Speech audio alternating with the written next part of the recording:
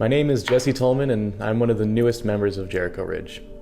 I found Jericho Ridge around the same time that I found my wife and love of my life, Jenna. It certainly made finding a church to call home easy when I moved down here from Kelowna.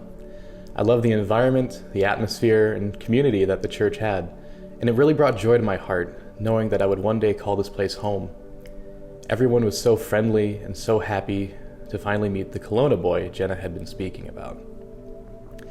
Growing up, my family didn't really have a lot to do with church until my older brother was diagnosed with brain cancer.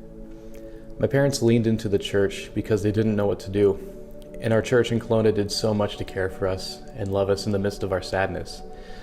My brother eventually lost his battle. I was very young at the time. But I knew for a fact that how I saw the church treating us is how the church is meant to show the love of Christ to all. And I set my heart towards doing whatever I could to be the hands and feet of Christ. My father and I started playing on the worship teams, and even my mother got involved, starting a ministry for single mothers.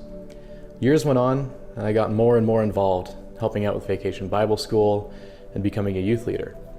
I stayed actively involved with being a youth leader for almost 10 years and gave up 9 of my summers to work at a summer camp in various positions.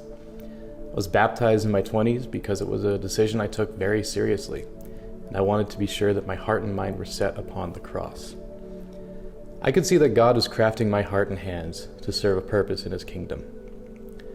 Eventually, I felt the call to go to Bible college. I enrolled in the youth ministry program and thought that was where God wanted me to go. I poured my heart and soul into it. By the time I graduated, I felt more lost than I ever had. Opportunities were scarce, and I felt hurt. I felt like I was drifting on a boat in the ocean. I felt mad. I would often pray angrily, "God, what is your plan in all of this? Surely this can't be it." It took me a while to realize how hard I was working to achieve something and how much my spiritual health was suffering because of it. I moved back to Kelowna and took the time to properly invest in my ailing spiritual health. I got a job at my old church as the worship associate, and between spending so much of my time immersed in worship and seeking God for what felt like the first time all over again, I felt really inspired by the Desert Fathers and sought the wisdom and insight I had felt like I was missing in my walk with Christ. I had felt healthier than I ever had before. I started down a new career path as an electrician and prepared myself for my impending marriage. Thanks to COVID, there have been significant low points where I've begun to feel lost and hopeless again. But now, instead of throwing up clenched fists towards the sky, I lay myself down in that boat I'm in, look up at the clouds above me before closing my eyes and softly say to myself, "I wonder what your plan is in all of this, Lord.